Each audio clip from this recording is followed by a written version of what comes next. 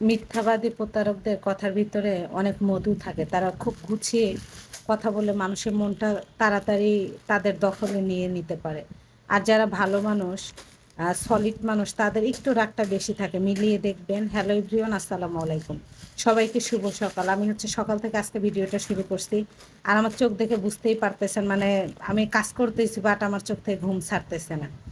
আপনাদের ভাইয়ার জন্য সকালে নাস্তা রেডি করতেছে, অলমোস্ট হয়ে গেছে, শুধু রুটিটা একটু প্রসেসিং বাত আছে তাই। আর আপনাদের ভাইয়ার জন্য আর কি রুটি হয়ে গেছে, 3 পিস আগে রেডি করে নিলাম। দেন হচ্ছে তারপর হচ্ছে আমি ডিম ভাজবো। ওই ওয়াশরুমে মানে গোসল করতে ঢুকবে তার আগেই হচ্ছে আমি এই সাইড দিয়ে সব কিছু রেডি করে নিচ্ছি।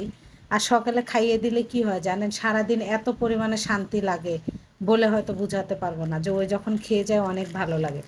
তো যাই হোক, আপনাদের সঙ্গে আজকে একদম ছোট্ট একটা মিনি ব্লগ শেয়ার করবো। আশা করি সবাই দেখবেন, ভিডিওটা সবাই শেয়ার করে দিবেন ভালো লেগে থাকে। আর যদি ভালো না লেগে থাকে, দেখতে দেখতে একদিন ভালো লাগা থেকে ভালোবাসা হয়ে যাবে ইনশাল্লাহ।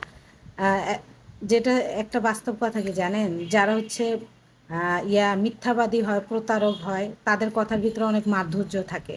তারা খুব গুছিয়ে কথা বলে আপনার মনটাকে কেড়ে নেবে। আর যারা ভালো মানুষ, সলিড মানুষ, তারা হচ্ছে তাদের একটু রাগটা বেশি হয়। যেমন আমার হাজব্যান্ডের একটু রাগটা বেশি, কিন্তু ওই অনেক ভালো মানুষের, ওই যে বললাম না, ভালো মানুষের একটু রাগটা বেশি থাকে। এটা কতটা সত্যি মিলিয়ে দেখবেন। আর আমি এদিকে রান্না বসাইছি, আর ওই যে দেখেন উঠে পড়ছে উনি, ওনার মন খারাপ। তো আপনাদের ভাইয়া হচ্ছে ভিডিওর সামনে আসতে চায় না, আমি হচ্ছে নাস্তা দিয়ে ভিডিও করতেছি, তো উনি একটু একটু রাগ করতেছে।